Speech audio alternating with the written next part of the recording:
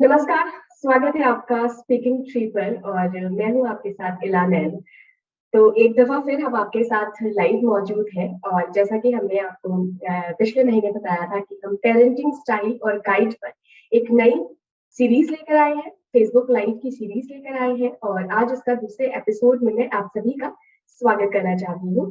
अ, देखते हैं धीरे-धीरे जब थोड़े से और व्यूअर्स जुड़ जाते हैं, तो इस लाइव चर्चा को भी शुरू करेंगे। साथ में मैं आपको इसका सब्जेक्ट भी बताऊँगी कि आज कौन से पेरेंटिंग से जुड़े हम अहम मुद्दे पर बात करने वाले हैं। आप मुझे कमेंट बॉक्स में प्लीज़ हाय, हेलो, नमस्कार, आदाब कुछ भी लिखकर भेज सकते हैं सो दैट मुझे पता लग जाएगा कि मैं आप सभी के साथ जुड़ चुकी हूँ और अगर मेरी वॉइस ठीक आ रही है, वीडियो ठीक आ रही है, तो भी आप मुझे कमेंट बॉक्स में बताइए। तो धीरे-धीरे लोग जुड़ रहे हैं।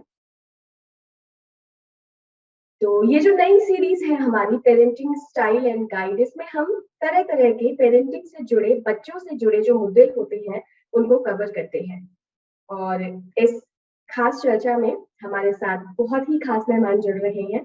बस थोड़ी-सी देर में हम उनसे आपका तारुफ कराएँगे और बात करेंगे पेरेंटिंग के एक बेहद खास मुद्दे पे। तो मैं स्वागत करना चाहूँगी हमारे साथ सीधा अजमेर शरीफ से जुड़ रहे हैं हाजी सैयद सलमान चिश्ती साहब। बहुत-बहुत स्वागत है चिश्ती साहब आपका हमारे इस फेसबुक लाइव में। आदाब, सलाम, नमस्ते, बहुत-बहुत दुआएँ आपकी और बहुत शुक्रिया कि इस अहम मौज़ू पे, एक अहम चर्चा पे कि पेरेंटिंग के लिए पेरेंटिंग का जो मयार है, उसका जो एक स्तर है, उसका जो एक लेवल है और ख़ासकर आज के ज़माने में तो आपने जब ये सीरीज़ शुरू करी है, मेरे जी, ख़्याल से ये बहुत ही एक इम्पोर्टेंट सब्जेक्ट है और मुझे लगता है कि हर पेरेंट्स, स्पेशली न्यू पेरेंट्स जो ज़रूर इस पे समझना भी चाहेंगे और जानना भी चाहेंगे कि किस तरह स्पीकिंग ट्री लाइव के ज़रिए और जो भी आपने इसके पहले जो एल्डर्स हैं, जो स्पीकर्स आए हैं, जो सीरीज़ में मेरे ख़्याल से उनसे काफ़ी बेनिफिट मिला होगा। दुआ यही करते जी, हैं अजमेर शरीफ से कि आने वाले वक़्त में इस प्लेटफ़ॉर्म से इसी तरह अच्छे पैगाम जाएँ लोगों की तरबियत और सलाहियत की। जी। बिल्कुल सलमान जी हमारा जो आज का विषय है वो बहुत ही ख़ास है और मुझे लगता है कि हर परिवार से, हर अभिभावक से, हर बच्चे से जुड़ा ये मुद्दा है और मुद्दा ये है कि आपके बच्चे भी क्या ज़िद्दी हो गए हैं और अगर ऐसा है, तो कैसे सुधारें उन्हें? क्योंकि हम अक्सर देखते हैं बच्चों पे आप ज़ोर-ज़बरदस्ती नहीं कर सकते हैं और वो सही भी नहीं है। ना आप उन पे चिल्ला सकते हैं एक लिमिट के पार और ना ही आप उनकी पिटाई कर सकते हैं। तो फिर क्या-क्या तरीके हो सकते हैं आज हम इस पूरे लाइव चर्चा में हम इसी पर बात करेंगे। साथ ही अपने दर्शकों को बताना चाहूँगी कि सलमान जी हमारे साथ बहुत अपने कीमती समय हमें दिया है उन्होंने, सीधे अजमेर शरीफ से जुड़े हैं, तो आपके जितने सवाल हैं ना, आप आज पूछ डालिए कमेंट बॉक्स में। हम आपके सवाल उन तक पहुँचाएँगे और कोशिश करेंगे कि सभी को उनके जवाब मिल जाए। तो चिश्ती साहब सबसे पहला जो मेरा सवाल ये है कि बच्चे आखिर ज़िद्दी क्यों हो जाते हैं? क्योंकि किसी भी बीमारी के इलाज के लिए पहले कारण जानना ज़रूरी है। जी, सबसे पहले तो देखिए मैं शुरू करना चाहूँगा उस रब का शुक्र करते हुए बिस्मिल्लाहिर रहमानिर रहीम। शुक्र अल्हम्दुलिल्लाह रब्बिल आलमीन अर्रहमानिर रहीम। आज का जो दौर है जिसमें हम देखते हैं कि जो बच्चे हैं स्पेशली यंग बच्चे, जी, ज़िद करने का जो एक लेवल है, जो ज़िद करने का एक वक़्त है, वो इमीडिएटली नहीं आता। तो स्पेशली जो न्यू बॉर्न्स हैं, जो नए पेरेंट्स हैं उनको मैं कहना चाहूँगा कि अपने बच्चों की तरबियत का वक़्त जो है, जो ग्रूमिंग का वक़्त है, वो जी। उस वक़्त से शुरू हो जाता है जब से वो बच्चा बॉर्न होता है।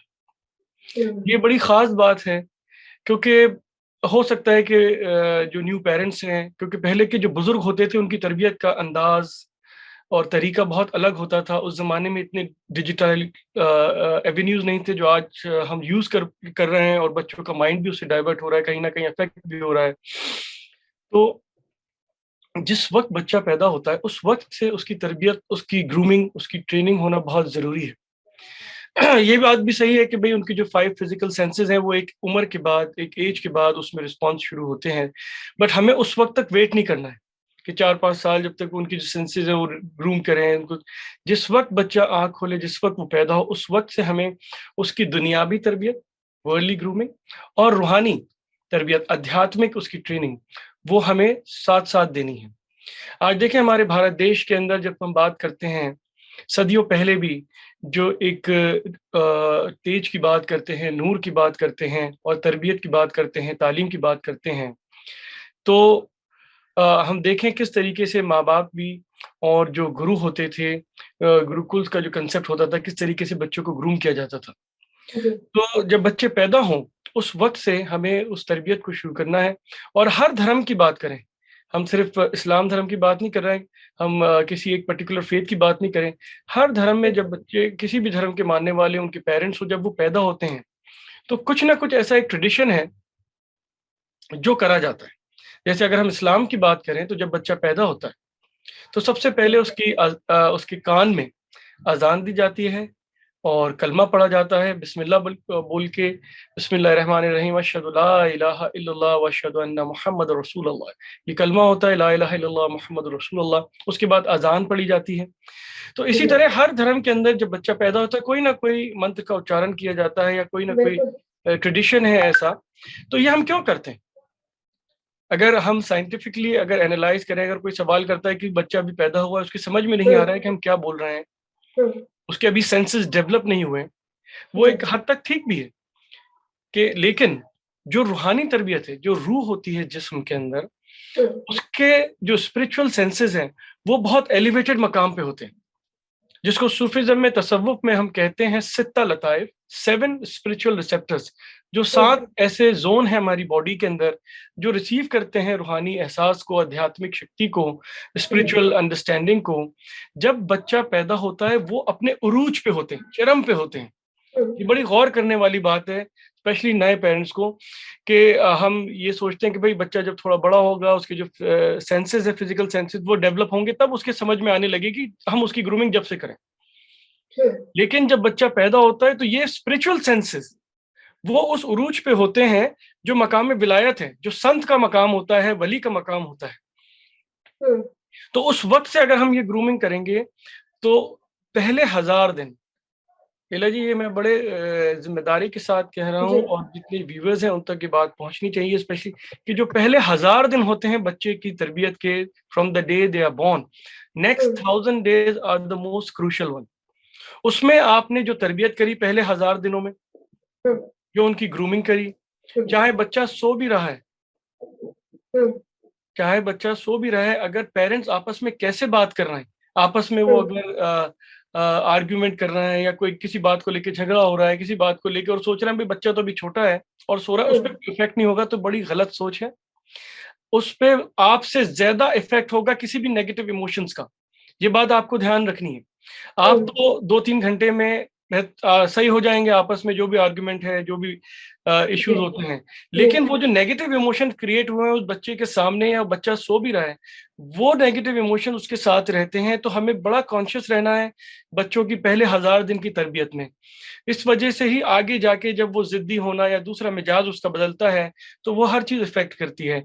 तो हमें बड़ा ही कॉन्शियस रहना है, ध्यान देना है जब बच्चा पैदा हो, जो भी हम उसका ख्याल करें, क्योंकि जो जितनी भी रूहानी तरबियत है, जो स्पिरिचुअल ट्रेनिंग या टीचिंग उसको मिलेगी उस वक्त, वो उस मकाम पे पहुंचती है जो मकाम विलायत होता है, जो मकाम संतों का होता है, जो बड़ा ऊंचा मकाम होता है, जो जिंदगी भर की साधना, सेवा और प्रेयर्स और इबादत करने के बाद जो हासिल करते हैं, जब बच्चे पैदा होते हैं वो उस मकाम पर होते हैं रूहानी एतबार से। जी। सलमान जी, हमारे जो लाइव दर्शक हैं, उनका मैसेज आया है। उन्होंने एक सवाल पूछा है और मुझे लगता है कई सारे जो हमारे दर्शक हैं, जो हमारे अभिभावक हैं, वो ये लाइव देख रहे हैं, उनका भी यही कहीं न कहीं सवाल ज़रूर होगा। जो बच्चे हैं वो आजकल बहुत ज़्यादा अग्रेसिव हो गए हैं, स्पेशली जो ये वर्क फ्रॉम होम का कल्चर है, बच्चे घर में कैद हैं कोरोना की वजह से, इसकी वजह से बहुत ज़्यादा बच्चों में गुस्सा भर गया है कहीं। तो उस गुस्से से निपटने के लिए क्या-क्या टिप्स होने चाहिए और कैसे हम बहुत सरल वे में तरबियत करें, पेरेंटिंग करें, जिससे कि बच्चों का ये जो अग्रेसिव हो रहे हैं, वो कहीं न कहीं कम हो या दूर? देखिए, अनफॉर्चुनेटली ये सिर्फ हम पिछले 2 साल को ब्लेम नहीं कर सकते हैं कि जब से कोरोना हुँ, हुआ है, जो work from home hmm, culture हुआ है, तो बच्चों में अग्रेसिवनेस आया है। मैं करीब मैं कहूँगा पिछले 10-15 साल या 20 साल हम कहें, सन 2000 से लेके अभी तक जो मिलेनियम नया एक सेंचुरी स्टार्ट हुई है, जी, उसमें जो डिजिटल रेवोल्यूशन जो आया है, और हमने बच्चों की तरबियत में उसका इतना ज़्यादा इस्तेमाल कर लिया कि एक हद तक उसको करना चाहिए था। इट्स डिजिटल अंडरस्टैंडिंग ज़रूरी है, लेकिन उसकी भी एक हद होनी चाहिए। देखिए, हुँ, हर चीज़ जो एक हद में, एक लिमिट में की जाए, उससे बेहतरी होती है, बिल्कुल, उससे उसका बेनिफिट मिलता है। लेकिन जिस वक़्त वो हद से बढ़ जाती है, तो वो नेगेटिव इफ़ेक्ट करने लग जाती है। चाहे हम डिजिटल पढ़ाई की बात करें या गेमिंग्स की बात करें, आज जो डिजिटल गेम्स आ रहा है, उसका उसका जो हुँ, मेयार है, आज हम चेक नहीं कर पा रहा है। देखिए, हम तो अगर हम अपनी बात करें, तो जब मैं हुँ, पहली बार अजमेर शरीफ से अपनी स्कूलिंग करके सन 1999 और 2000 में जब पहली बार बॉम्बे में पढ़ने गया, जी, उस वक़्त मुझे एक पहला मोबाइल मिला था, 2001 में, और वो हुँ, भी तो कीपैड वाला जो मोबाइल होता था, बड़ा-सा एरिक्सन उस ज़माने में। तो हमारे जी, वालिद साहब के उस ज़माने में वो नहीं, तो उस हम कॉलेज में थे उस वक़्त। और आज देखें, स्कूल तो छोड़ें, जो बच्चा पैदा होके 2-1 साल का हो जाता है, उसके हाथ में मोबाइल आ रहा है, और वो हमसे और आपसे कहीं ज़्यादा बेहतर तरीके से उसको इस्तेमाल कर पा रहा है। ये हुँ, बड़ी हुँ, हैरानी हुँ, वाली बात है, चौंकाने वाली बात है कि 2, ढाई, 3 साल का बच्चा उसको ऑन कर रहा है, वो अपने आप कोई गेम खोल लेता है। और तो इसके ऊपर हमें ख़ास तवज्जो देनी चाहिए कि डिजिटल अवेकनिंग से थोड़ा बच्चों को बुनियादी तौर पे, कम से कम वो इस उम्र के हों जब तक उनको उससे दूर रखें, और उसमें गेमिंग्स वग़ैरह जो डाउनलोड कर लेते हैं, वो खुद ब खुद उस पे पेरेंट्स बिल्कुल ध्यान रखें। कुछ ऐसा उसमें बनाएँ कि वो सिर्फ़ लर्निंग जिससे हो, जैसे एबीसीडी वाली जो बात, लेकिन उसमें जो अग्रेसिव गेम्स आते हैं उससे दूर रखें, क्योंकि अग्रेसिवनेस का कहीं न कहीं हमें देखने को मिलता है, और डिजिटल एक जो रिवॉल्यूशन बिल्कुल, आया है, उससे भी इफ़ेक्ट पड़ता है। जी, और जो मैंने पहले कहा स्टार्टिंग में, कि जो नेगेटिव और अग्रेसिव इमोशंस हैं, जी, उसका भी पेरेंट्स को ख़्याल रखना है कि हम बच्चों के सामने अपने जो फैमिली लाइफ़ है, अगर उसमें कोई एग्रेशन है, कोई ऐसे पेरेंट्स आपस में माँ-बाप कोई कॉन्फ्लिक्ट है, किसी बात को लेके झगड़ा होता है, तो वो कतई अपने अपने बच्चों के सामने बिल्कुल ना करें। उसका कौन-सी चाहे बच्चे सो भी क्यों ना रहो, लेकिन उसका इफ़ेक्ट उनके ऊपर जाता है, और वो पहले 1000 दिन में ज़रूर इस बात का ख़्याल रखें कि बच्चा चाहे जिस भी कंडीशन में हो, उठा हो, हुँ, सो रहा हो, खा रहा हो, हुँ, उसके सामने किसी भी तरह के नेगेटिव इमोशंस, एग्रेसिवनेस ना करें, क्योंकि जी, आप तो बिल्कुल सही हो जाएँगे कुछ वक़्त बाद, लेकिन वो नेगेटिव इमोशंस उसके ज़िंदगी के अंदर एक ऐसा रुख इख्तियार कर लेंगे आगे चल के, जिसका हमें पता भी नहीं चलेगा।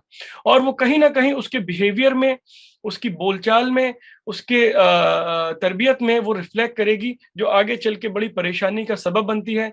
तो ये अग्रेसिवनेस कहीं न कहीं उससे आता है, तो हमें ख़्याल करना चाहिए कि बच्चों के सामने खुद पेरेंट्स इस तरह का बिहेवियर ना करें कि कहीं न कहीं उनकी तरबियत में इससे खलल पैदा हो। ये तो बात थी कि जो पेरेंट्स हैं सृष्टि साहब, वो ऐसा ना करें, अदरवाइज़ बच्चों में नेगेटिव इम्पैक्ट आता है। लेकिन कई रिसर्च बताती हैं और कई आप इस पे लेख भी पढ़ सकेंगे कि बच्चे आजकल चीज़ें माँगने के लिए, अपनी जो ज़िद पूरी कराने के लिए गुस्सा करते हैं, बहुत एग्रेशन आ गया है उनमें। तो उस केस में हम क्या करें? देखिए, जो सबसे बेहतर तरीका है ज़िद को अंडरमाइन करने के लिए, ज़िद को हम ख़त्म जी। नहीं कर सकते। देखिए, बच्चा है, हुँ, हुँ। उसकी भी ख्वाहिश होती है, इज़ नॉट वेरी, तो उस ज़िद को हम ख़त्म नहीं कर सकते। ख़त्म करने के लिए अगर हम एक्सट्रीम पे जाएँगे, उसके साथ फ़िज़िकल होके उसको अगर थप्पड़ मारेंगे या उसको डाँटेंगे ज़्यादा एक हद से, तो वो भी उसके लिए बहुत, उसकी जो बुनियादी तरबियत है, बचपन की तालीम जो है, उसके लिए हुँ, बड़ा ही खतरनाक साबित हो सकता है। तो जो बीच का रास्ता है, जो दरमियाना रास्ता है, उसे पेरेंट्स को इख्तियार करना चाहिए। बच्चा अगर किसी चीज़ की ज़िद कर रहा है, तो पहले उसको समझें कि वो उसके लिए बेहतर है या नहीं, और क्यों ज़िद कर रहा है। अगर वो दूसरे बच्चों को देख के ज़िद कर रहा है, तो उसको समझाएँ कि भई देखें, आपकी जो तरबियत है, आपकी जो रहन-सहन है, वो अलग है, अलहदा है, हर घर का, हर बच्चे का। और जो मीडिया में देख के या टीवी देख के अगर कोई बच्चा उत्साहित होता है, उससे भी हमें ख़्याल रखना चाहिए। तो बीच का रास्ता इख्तियार करें। अगर वो किसी चीज़ की शिद्दत से बड़ी अग्रेसिव तरीके से अगर डिमांड कर रहा है, तो come to the middle path.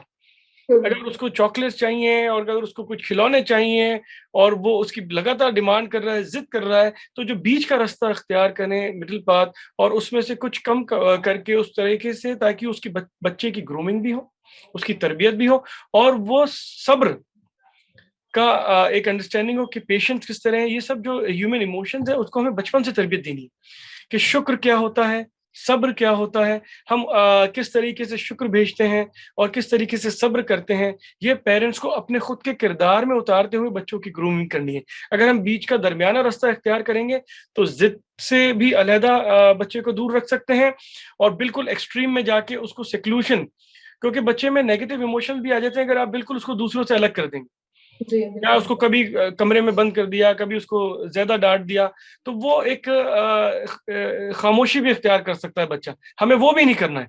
जो बच्चे की बिल्कुल। कुव्वत है, जो उसकी कैफियत है, जो तरबियत है, उसको हमें दरमियाना रास्ता इख्तियार करते हुए देनी है। जी बिल्कुल।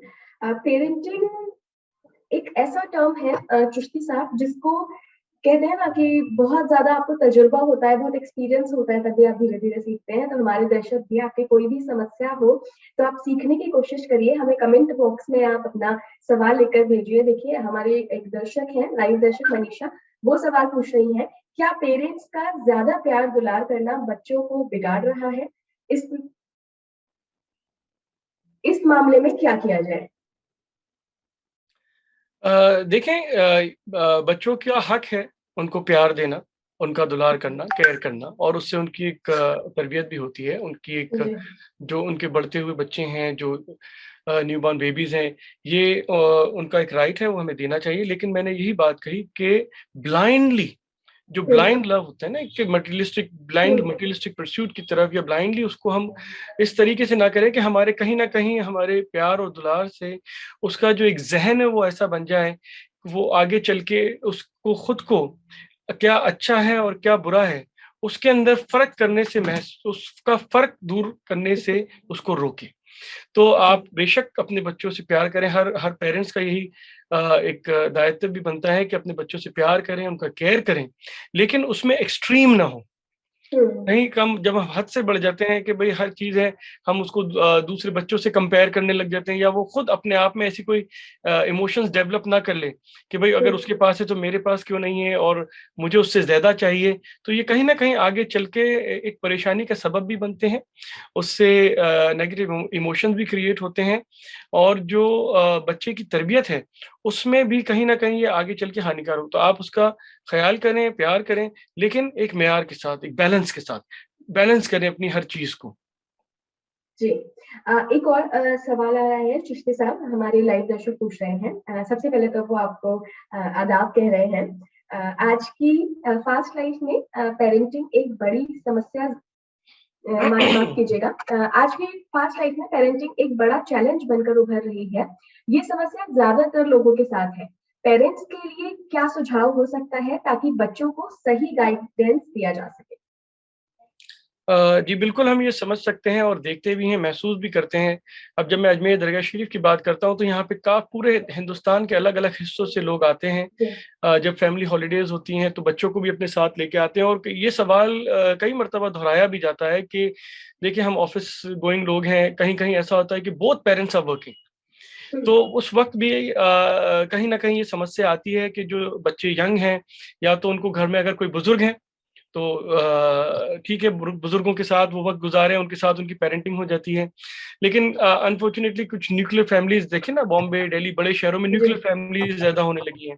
वो बुजुर्ग नहीं होते हैं, तो कहीं ना कहीं मेड के हवाले करके, तो वो वक्त जो उनका, बिल्कुल। उन उस वक्त हम बच्चों को नहीं दे पा रहे हैं। तो आप अपने स्केड्यूल के अंदर, ऐसा भी नहीं है कि आप अपना काम छोड़ के या पूरे दिन बच्चों के साथ हम्म, बिताने के लिए कोई, आप अपने काम के अपनी 24 घंटे के अंदर एक ऐसा स्केड्यूल बनाएं जी जिसमें उन बच्चों का जो प्रॉपर टाइम है, हक है, जो उनको दिया जाए, ताकि उन बच्चों को आपकी कमी महसूस ना हो, पहली बात, और वो कंप्लीटली डिजिटल या टीवी या मेड के ऊपर डिपेंड ना हो। हम्म, तो वो वक्त उनको देना बहुत जरूरी है, क्योंकि यही वो समय होता है कि उनकी जो तरबियत होनी है, उनकी जो तालीम देनी है, सिर्फ स्कूल में शुरू नहीं होती है, तालीम हम्म, घर में शुरू होती है। और सबसे पहली बात ये मैं आपको बताना चाहता हूँ तमाम पेरेंट्स को, कि एक बच्चे का जो सबसे पहला गुरु जो है वो उसके माँ बाप है। बिल्कुल। और माँ बाप का भी एक तरीके से आप देखें कि जो पेरेंट्स हैं उनका भी अगर आप वो ऑब्जर्व करें अपने बच्चे को, तो बच्चे से भी बहुत कुछ सीख सकते हैं कि that child is also a guru in a sense that parents can learn so many things from that child.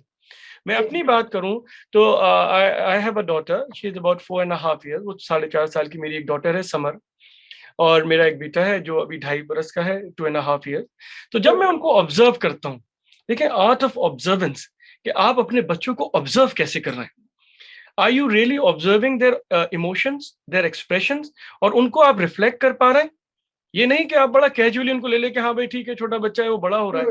आप वक्त दें उस चीज में जो बहुत इंपॉर्टेंट है, बहुत महत्वपूर्ण है, कि जी। उस बच्चे का एक्सप्रेशन क्या है, बच्ची का एक्सप्रेशन क्या है, उनके इमोशंस क्या हैं। अगर वो आपसे सवाल कर रहे हैं तो उनका सवालों का जवाब आप किस मेयार से दे रहे हैं।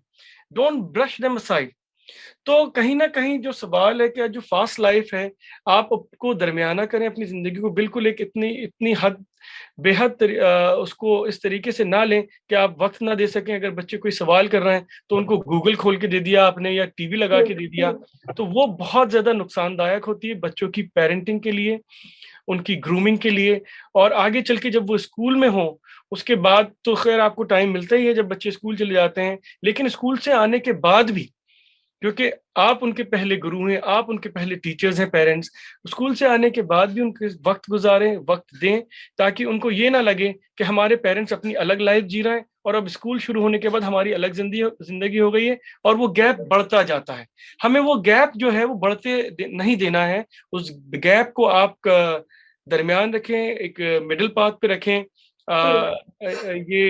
उससे मेरे ख्याल से ये बहुत इंपॉर्टेंट है कि बच्चों में दूरियां नहीं बढ़ेंगी और वो खुद ब खुद सेक्लूजन होके ऐसी स्पेसेस और ऐसे जोन में नहीं जाएंगे जहां से वो एक हार्ट टू हार्ट कन्वर्सेशन ना करें अपने पेरेंट्स से, एक दोस्त की तरह अपने माँ बाप के साथ बात ना कर सकें। क्योंकि वो फॉर्मल एक अंडरस्टैंडिंग, अदब अपनी जगह है, एहतराम अपनी जगह है, मोहब्बत अपनी जगह है, लेकिन जब हार्ट टू हार्ट कन्वर्सेशन होता है बच्चों और पेरेंट्स में, मेरे ख्याल से उससे बेहतर कोई ग्रूमिंग हो नहीं सकती। बिल्कुल, बिल्कुल। चिश्ती साहब, मेरा जो अगला सवाल था और हमारी जो दर्शक है रीता वो भी वही सवाल कर रही है, लेकिन उनका कंसर्न उनके बच्चे के बारे में है। वो कह रही हैं कि उनका बच्चा 4 साल का है और खाना नहीं खाता है, बिना कार्टून देखे पूरे टाइम फ़ोन चलाता रहता है और छीनो तो गुस्सा करता है और कभी-कभी अग्रेसिव भी हो जाता है। तो क्या हल है? उनको आप कुछ बताना चाहेंगे? देखें ये बहुत ही कॉमन प्रॉब्लम हो गई है, स्पेशली पिछले 2 साल में हम देखें या उसके पहले भी देखें, क्योंकि सबसे बेहतर, और देखें इसका एक जो हमने खुद प्रैक्टिकली मैं ट्राई करता हूँ, कोशिश करता हूँ कि आप बच्चों को कम से कम ऐसे एनवायरनमेंट में, ऐसे जोन अपने घर में डेवलप करें जहाँ पे टीवी ना हो, कुछ ऐसा। अगर आपके घर में गार्डन है तो है वो डाइनिंग टेबल जो आपका है वो गार्डन में कहीं करें, इस तरीके से कि बच्चे एनवायरनमेंट के साथ बैठे, नेचर के साथ आप बैठे और वहां पे बैठ के उनको खाना खिलाएं, खुद भी वहीं खाएं। तो एक जो डिजिटल स्पेस है, ये भी एक प्रैक्टिकल रियलिटी है कि हर घर में गार्डन नहीं होता है, हर घर में कोई बालकनी एग्ज़ैक्टली। नहीं होती है।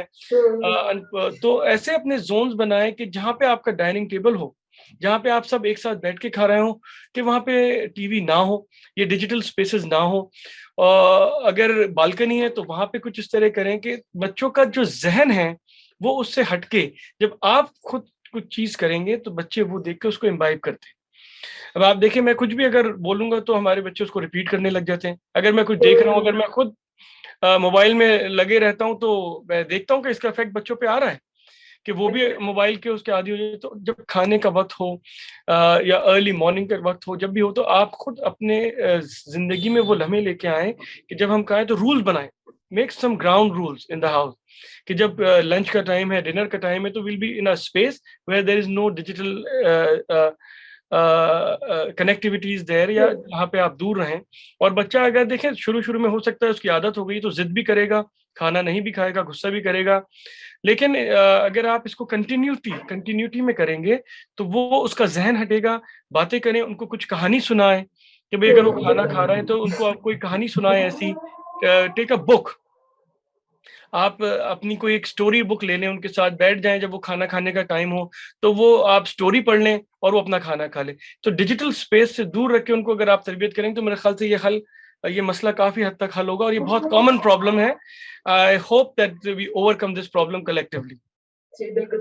सृष्टि साहब, आपने कहानी सुनाने की बात कही तो मुझे अपना बचपन याद आ गया। मुझे याद आ रही थी कैसे हम भाई-बहन जब खाना खाते थे तो हमारा ध्यान कहीं डिस्ट्रैक्ट ना हो, और अगर कुछ बहुत ही हेल्दी सब्ज़ी बनी है जो कि हम बिल्कुल खाना पसंद नहीं करते थे, तो उसको कैसे खिलाया जाए। तो मम्मी हमें एक कहानी सुनाती थी। अगर जो लोग एमपी के होंगे उन उन ये फूल कवर रानी की एक कहानी होती थी। तो ऐसे कर के धीरे-धीरे मम्मी हमें कहानियाँ सुनाती थी, फिर मम्मी हिस्ट्री के बारे में बताती थी। तो काफ़ी इंटरेस्टिंग फैक्ट्स जब आपके सामने होते हैं ना, देखिए कार्टून में क्या है, फ़ोन में क्या आप कोई स्टोरी ही देख रहे होते हैं। लेकिन अगर वो स्टोरी अगर आप अपने पेरेंट्स से सुन रहे हैं, और अभी वर्क फ्रॉम होम के कल्चर में तो लोगों के पास समय बहुत है, तो अगर बच्चे को आप ये आदत डालेंगे तो भी शायद बहुत बेहतर एक परवरिश हो सकेगी। जी जी, एब्सोल्युटली। देखें, दादा दादी की कहानी किस्से जो है मशहूर हुआ करते थे। मैं क्या, आप देखें, हमें कोई नई चीज इजाद नहीं करनी है। आज जब हम 21st सेंचुरी में हैं तो हमें कोई नई चीज डेवलप नहीं करनी, इजाद नहीं करनी। We have to go back to our roots. हमें वो पेरेंट्स को वो वक्त याद करना है जब वो अपने माँ बाप के साथ हुआ करते थे, अपने पेरेंट्स के साथ होते थे या अपने दादा दादी के साथ होते थे। उनको कैसी ग्रूमिंग मिली, उनको कैसी तरबियत मिली, उनको कैसी तालीम मिली, और जब वो उस एज में थे तो उनको कैसे सिखाया पढ़ाया गया। अगर हम उसको कुछ हद तक, हर कुछ तो नहीं लेके आ सकते हैं, आज लाइफ स्टाइल चेंज हो गया है, हमारे रहन सहन चेंज हो गए हैं, लेकिन उसमें कुछ हिस्सा अगर हम लेके आ सकें जिससे एक सीना बसीना, हार्ट टू हार्ट कन्वर्जेशन हो बच्चों के साथ, ग्रूमिंग हो, मेरे ख्याल से तो हम डिजिटल स्पेसेस को दरमियान करके, खत्म तो नहीं कर सकते हैं, क्योंकि आजकल बहुत सारी लर्निंग एप्स आ गई हैं, स्कूल में भी सिखाया जा रहा है। अब 2 साल से तो बिल्कुल हर चीज डिजिटल हो रही है, तो और आने वाले वक्त में उसको हम बिल्कुल डिस्कार्ड नहीं कर सकते। स्कूल खुलने के बाद भी उम्मीद है कि 2022 में सारे चैलेंजेस खत्म हो जाएंगे, दुआ करते हैं। अभी अभी अजमेर दरगाह शरीफ के उर्स मुकम्मल हुए हैं। कल बड़ा कुल था जिसमें कई लोगों ने शिरकत करी और बड़ा अहम जी, वक्त होता है। इसमें भी हमने दिल से दुआ करी कि 2022 वो साल हो जहाँ पे हीलिंग हो, शिफा हो, और ये वबा जो है कोरोना ये खत्म हो, और लोग अपनी जिंदगी पहले से बेहतर तरीके से गुजर बसर कर सकें। तो उम्मीद यही करते हैं कि ये सब खुलेगा, जो बंदिशें थी, लोग वापस अपने काम पे जा सकें, बच्चे वापस स्कूल जा सकें, क्योंकि जी, स्कूल जाने से जो काफी हद तक जो एक फिजिकल ट्रेनिंग, जो तरबियत होती है, बच्चे आपस में जो बात करते हैं, उससे भी कहीं ना कहीं देखें ना, 2 साल में ये बहुत बड़ा एक फर्क पड़ा है कि आप ठीक है 1-2 घंटे 3 घंटे आप लैपटॉप पे या डेस्कटॉप पे देख सकते हैं अपने कलीग्स को, लेकिन जो क्लास में बैठ के जो इंटरवेल होता है, वहां पे आप एक दूसरे का टिफिन खाते हैं, टिफिन लेके बिल्कुल। जाते हैं। देखिए, ये चीज रिप्लेस नहीं कर सकता है कोई भी दुनिया का डिजिटल टेक्नोलॉजी, ये तो कभी रिप्लेस नहीं हो सकती हैं। तो उम्मीद करते हैं कि जब बच्चे स्कूल जाएं तो वापस उस जोन में जाके, उस जहन में जाके, इंशाल्लाह जब एक दूसरे से बातचीत करेंगे, इंटरेक्ट करेंगे, तो ये डिजिटल एनवायरनमेंट से दूर भी होंगे और वापस वो ग्रूमिंग के साथ जा सकें इस साल 2022 में। इंशाल्लाह दुआ यही है अजमेर शरीफ से। बिल्कुल। चिश्ती साहब, अगला जो मेरा सवाल है वो कहीं न कहीं हर पेरेंट की एक परेशानी का सबब बन जाता है। सवाल ये है कि अगर बच्चे ज़िद कर रहे हो, तो कई बार ऐसा होता है कि हम खुद बहुत फ्रस्ट्रेट हो जाते हैं, तो हम हाथ उठा देते हैं बच्चे पे। तो हम कौन-कौन सी ऐसी टिप्स अपनाएँ, या क्या ऐसा अपनी परवरिश में डालें, या बच्चों को क्या ऐसा समझाएँ कि हमें बिना मारे-पीटे और बिना चिल्लाए, गुस्सा करे, वो हमारी बात मान लें? देखिए, ये भी एक बड़ा चैलेंज आता है आजकल। बच्चे जो हैं, क्योंकि वो अपने आप जब उनको ऐसे अख्तियारात मिल गए हैं, उनको ऐसे ऐसे टूल्स मिल गए कि उन्हें भी लगने लगता है कि भाई बच्चे अगर 5-6 साल के हों, 8-9-10 साल के जब बच्चे हो जाते हैं, तो वो खुद उन्हें लगता है कि अब we can direct our own life, और फिर वो सुनते नहीं है माँ बाप की, और कहीं ना कहीं वायलेंस का इस्तेमाल करना पड़ता है। तो मैं रिक्वेस्ट यही करूंगा कि पेरेंट्स से कि सब्र के साथ और हिकमत के साथ, यूज पेशेंस एंड विजडम, जो हमारे बड़ों ने, हमारे बुजुर्गों ने जो विजडम इख्तियार करा था बच्चों की तरबियत के लिए, उसको इस्तेमाल करें। क्योंकि वायलेंस से आप उस बच्चे की तरबियत नहीं कर रहे हैं, उसको आप धकेल रहे हैं उसके एक्सट्रीम पे, आप उनको हुँ, धकेल रहे हैं उनके एक्सट्रीम पे, जो आगे चल के ना आप संभाल पाएंगे, ना कोई भी इसको गाइडेंस संभाल नहीं पाएगी। तो violence is never a solution कि हम बच्चों पे हाथ उठाएं या उनको इस तरीके से करें। आप उनको ज्यादा से ज्यादा कन्वर्सेशन करें, हैव अ कन्वर्सेशन। क्योंकि आज क्या हो रहा है कि हम सलाम दुआ तो सबसे कर रहे हैं कि how are you, good morning, good evening, सब कर रहे हैं, लेकिन वो कन्वर्सेशन कहीं ना कहीं मिसिंग हो रही है, जो प्रोलॉन्ग हो, जिसमें बच्चा खुल के आपसे बात करे। उसको ये कमी महसूस ना हो कि भाई जब भी वो घर पे आता है तो उसको कन्वर्सेशन के दरवाजे बंद हो गए। जब वो अपने दोस्तों के साथ है, कहीं बाहर है या डिजिटल स्पेस के ऊपर है, चैटिंग कर रहा है, तो वहां पे उसके एवेन्यूज खुले, या फेसबुक के ऊपर वो देख रहा है दूसरे बच्चों को, और वो अपने आप को कहीं ना कहीं कमतर महसूस कर रहा है कि भाई दूसरे बच्चों की एक जो डिजिटल है, ये तो नहीं, धोखे वाली जिंदगी, डिजिटल स्पेस है, धोखे वाली जिंदगी, इसमें लोग देखते हैं। और सिर्फ बच्चे नहीं, यंग लोग, मैच्योर लोग हैं, अडल्ट भी उसमें देखते हैं कि ये उनके फेसबुक पे जो पोस्ट आ रहे हैं तो ये कितने खुश हैं और मेरी जिंदगी में ऐसा क्यों नहीं है। तो इस धोखे से बिल्कुल। भी हमें बचना है। ये जो इल्यूजन है, एक जो डिजिटल स्पेसेस का इल्यूजन है, आपको ये नहीं पता कि वो जो पोस्ट हो रहा है, हो सकता है कि वही सबसे अकेला हो, उसके पास सिर्फ वो डिजिटल स्पेस है, वो फेसबुक का माध्यम है, जो अपने पिक्चर्स पोस्ट कर रहा है, उसके पास कोई है नहीं ऐसा बोलने वाला या बात करने वाला दोस्त। तो हमें उस इल्यूजन से भी बचाना है बच्चों को, अपने आप को भी। और ये सिर्फ और सिर्फ एक डीप लेवल, एक एलिवेटेड लेवल, एक आला मेयार, एक कुछ मेयार की कॉन्वर्जेशन के साथ, बातचीत के साथ, और उसके साथ हम इसको दूर कर सकते हैं। और जब भी आपको वक्त निकले, स्टार्ट ट्रैवलिंग विद देम। अभी इंशाल्लाह जब से ये खुल जाएगा तो ट्रैवलिंग भी करें आप बच्चों के साथ। हम देखते हैं यहाँ पे कि जब भी छुट्टियां होती हैं, बच्चों की छुट्टियां होती हैं, तो मैं कुछ सालों से ये ट्रेंड भी महसूस कर रहा हूँ कि बहुत सारे लोग अपने बच्चों को लेकर अजमेर शरीफ आते हैं। अब जब हम उनसे बात करते हैं कि भाई आपकी समर वेकेशन हुई है या विंटर वेकेशन हुई है, तो आप कोई ऐसे टूरिस्टिक डेस्टिनेशन की जगह जाने पे, एक आध्यात्मिक जगह आए हैं, तो ये ख्वाजा साहब का बुलावा है, या कहीं भी आप जाते हैं, तो वो हमसे यही कहते हैं पेरेंट्स के, देखें एक तो ये वक्त छुट्टियों का है, और बच्चे भी एक्सपेक्ट करते हैं उनको घरों से बाहर लेके जाएं।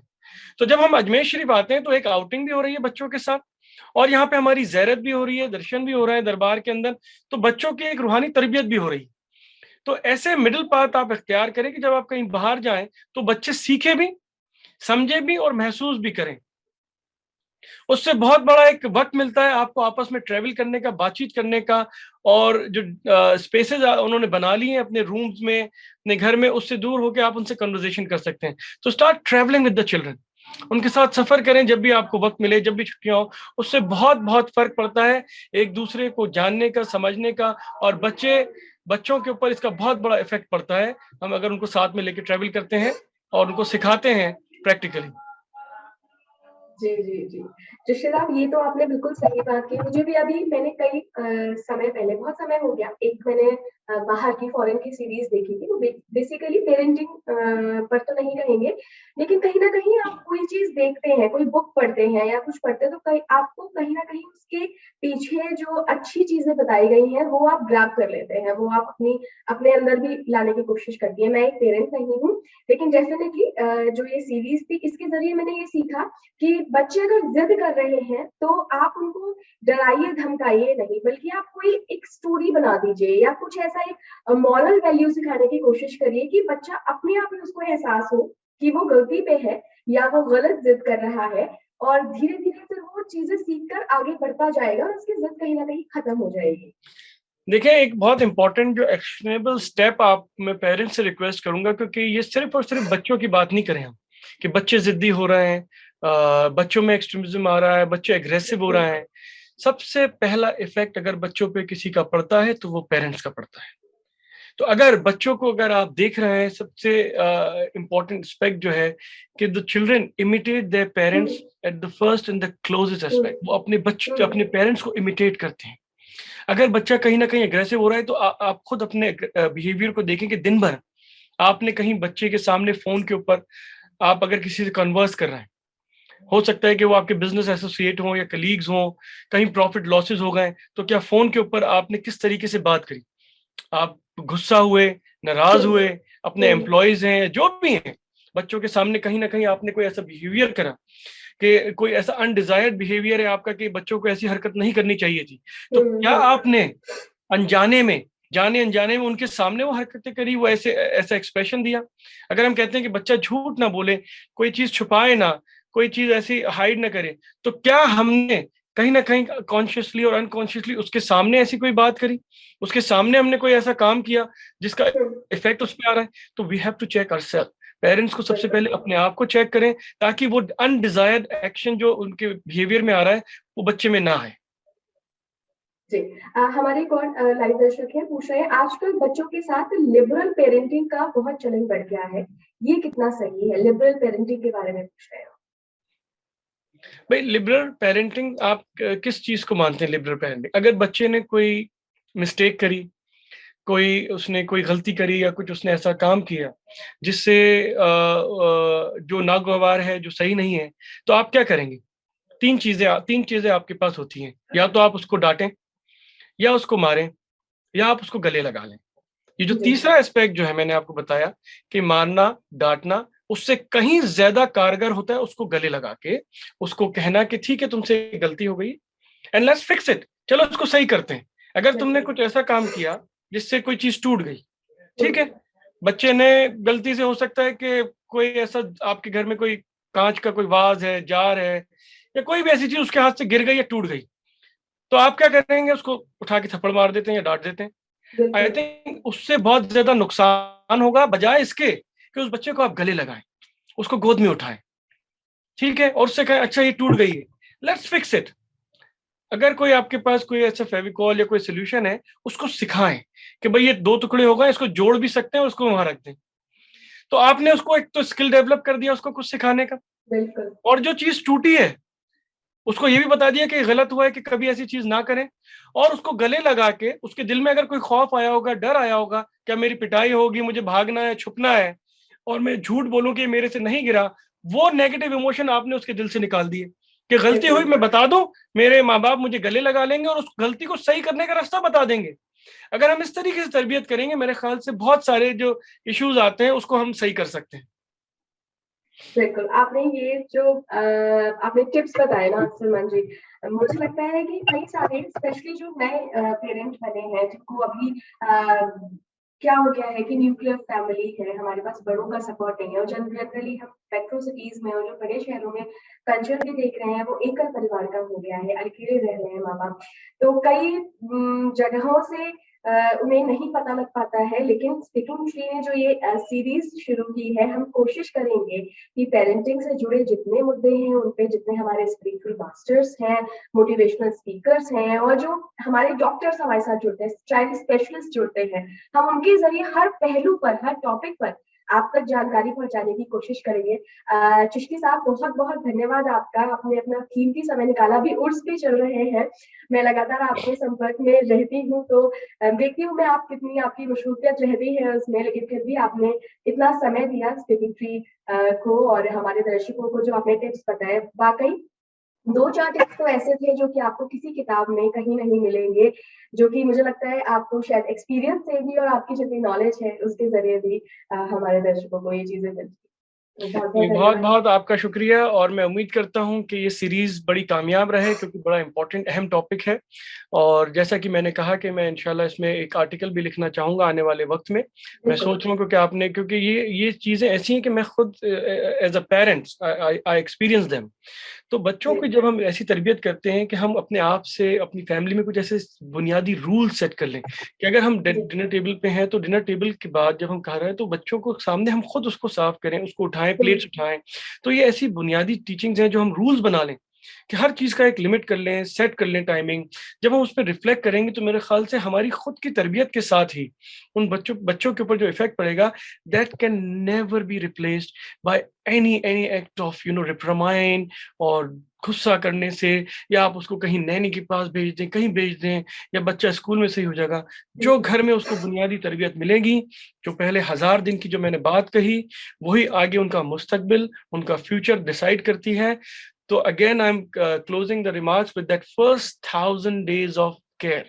जब बच्चा पैदा होता है, उसमें आप आपस में कभी कोई जद्दोजहद, कोई झगड़ा, कोई ऊंची आवाज में, बच्चा अगर सो भी रहा है उसके सामने तब भी ना करें, क्योंकि वो इमोशंस, वो नेगेटिव फीलिंग उस बच्चे के साथ काफी हद तक रहती हैं। आप खुद ठीक हो जाएंगे कुछ घंटों में, लेकिन उस बच्चे के साथ वो नेगेटिव, तो कोशिश ये करें कि बिल्कुल उनके सामने ऐसे ना हो। यही दुआ है हमारी अजमेर शरीफ से आप सबके लिए। बहुत बहुत दुआएं। Read them stories, read them spiritual antidotes, उनके साथ वो शेयर करें जो आप खुद एक्सपीरियंस करते हैं। उसके बाद आप देखेंगे कि जो मैजिकल और स्पिरिचुअल ट्रांसफॉर्मेशन आपके बच्चों में आया है, that would be really make you proud. आपको खुद को उन पे गर्व होगा, महसूस होगा। बहुत दुआएं अजमेर शरीफ से आप सबको, स्पीकिंग ट्री की तमाम टीम को, इला साहिबा आपको, और तमाम जो लोग इसके साथ जुड़े हैं, जिन पेरेंट्स ने सवाल पूछे, जो इनको देखेंगे आगे चल के व्यूवर्स, और आगे चल के जो एल्डर्स, जो स्पिरिचुअल लीडर्स आए, जो इस सीरीज के अंदर जुड़े, उन सब के लिए भी बहुत सलाम और बहुत दुआएं अजमेर शरीफ से। बहुत-बहुत धन्यवाद चिश्ती साहब, बहुत-बहुत धन्यवाद। तो अपने सभी दर्शकों को आखिर में यही कह के ये लाइव खत्म करना चाहूँगी कि देखिए इसमें जो आपको सलमान जी ने पेरेंटिंग के तरीके बताए हैं, गाइडेंस जो दी है, जो बातें बताई हैं, स्पेशली जो 1000 दिन शुरुआत के हैं, ऐसी कई छोटी-छोटी सी बातें जो कि आप आसानी से अपने पेरेंटिंग के अंदर उतार सकते हैं। तो ये और लोगों तक भी पहुँचनी चाहिए, जो लोग हमारे साथ इस लाइव चर्चा में किसी भी कारण से जुड़ नहीं पाए। उन दर्शकों के साथ आप ये अपने अपने फेसबुक फ्रेंड्स के साथ इस लाइव को शेयर करिए, ताकि ज़्यादा से ज़्यादा लोगों तक ज़्यादा से ज़्यादा ये जानकारी और सटीक जानकारी पहुँच सके। आप जुड़े रहिए स्पीकिंग ट्री के साथ। अपना ख्याल रखिए, अपने अपनों का ख्याल रखिए। नमस्कार।